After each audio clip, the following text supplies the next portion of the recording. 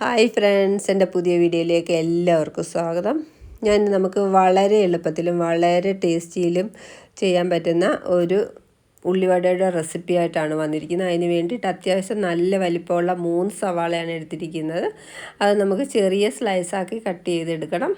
പിന്നെ അതിലേക്ക് ആവശ്യത്തിന് ഉപ്പ്, ഒരു 4 പച്ചമുളക് ചെറുതായിട്ട് അരിഞ്ഞത്, കറിവേപ്പില ചെറുതായിട്ട് അരിഞ്ഞത്, ഒരു വലിയ കഷ്ണം ഇഞ്ചി ചെറുതായിട്ട് അരിഞ്ഞത്, ഇത്രയും നമുക്ക് അതിനകത്ത് ചേർത്ത് നല്ലോണം ഒന്ന് ഞെരടിയെടുക്കണം. ഞെരടിയെന്ന് വെച്ചാൽ ഒരു 8 മിനിറ്റെങ്കിലും നമ്മൾ കൈവച്ച് നന്നായിട്ടൊന്ന് തിരുമ്മിയെടുക്കണം. അന്നേരം ഈ ഉള്ളിയൊക്കെ നല്ലോണം സോഫ്റ്റായിട്ട് ഈ ഉള്ളിയിലെ വെള്ളമൊക്കെ ഇറങ്ങി വന്ന് നല്ല സോഫ്റ്റായിട്ട് വരും.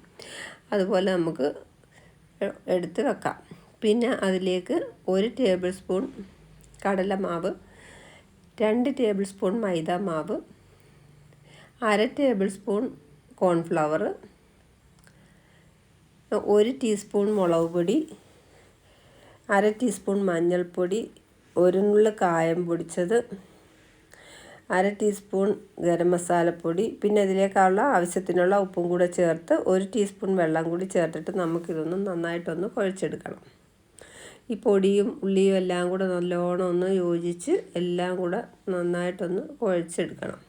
പിന്നെ ഇതിലേക്ക് ലാസ്റ്റ് നമ്മൾ സോഡാപ്പൊടിയും കൂടി ചേർക്കുന്നുണ്ട്. ഒരു 1/4 ടീസ്പൂൺ സോഡാപ്പൊടിയും കൂടെ ചേർത്ത് ലാസ്റ്റ് നമുക്കിതൊന്ന് കുഴച്ച് വെക്കാം. ഉള്ളിവടയൊക്കെ നമ്മൾ പലരും പല രീതിയിലും ചെയ്യുമെങ്കിലും ഈ രീതിയിൽ ഇതുപോലുള്ള ഇൻഗ്രീഡിയൻസ് എല്ലാം ഇതുപോലെ ചേർത്തൊന്ന് ചെയ്ത് നോക്കിയാൽ നല്ല ടേസ്റ്റി ആയിട്ട് ഉള്ളിവട നമുക്ക് ചെയ്തെടുക്കാൻ പറ്റും. ഇനി നമുക്ക് ഈ മാവ് ഒന്ന് 10 മിനിറ്റ് ഒന്ന് റെസ്റ്റ് ചെയ്യാനായിട്ട് വെക്കണം. അതിന് ശേഷം നമുക്ക് ചൂടായ ഓയിലിലേക്ക് 1 ഉരുള വീതം എടുത്ത് ഇതുപോലെ നടുക്ക് തുളയിട്ട് നമുക്കതിലേക്ക് ഇടാവുന്നതാണ്. ഇതിപ്പം തീ ആണെങ്കിൽ നമ്മൾ ഹൈ ഫ്ലെയിമിൽ വെച്ച് ചൂടായി കഴിഞ്ഞ് നമ്മൾ ഒരു മീഡിയം ഫ്ലെയിമിലാക്കി വെക്കണം. അല്ലെങ്കിൽ പെട്ടെന്ന് ഇതങ്ങ് കരിഞ്ഞു പോകും. പിന്നെ ഒരു സൈഡ് മൂത്ത് കഴിയുമ്പോൾ നമുക്ക് അടുത്ത സൈഡും കൂടെ തിരിച്ചിട്ട് മൂപ്പിച്ച് എടുക്കാവുന്നതാണ്. ഇപ്പം നല്ല മുരിഞ്ഞ് വന്നിട്ടുണ്ട്. നല്ല ടേസ്റ്റി ആയിട്ടുള്ള ഉള്ളിവടയാണ് ഇത്.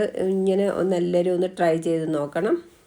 ഇതുപോലുള്ള വീഡിയോ ഒക്കെ കാണുന്നതിന് വേണ്ടി ചാനൽ ആദ്യമായിട്ട് കാണുന്നവരാണെങ്കിൽ ഒന്ന് സബ്സ്ക്രൈബ് ചെയ്യണം. ഇനി അടുത്ത വീഡിയോയുമായിട്ട് വീണ്ടും കാണാം. Take care. Thank you for watching.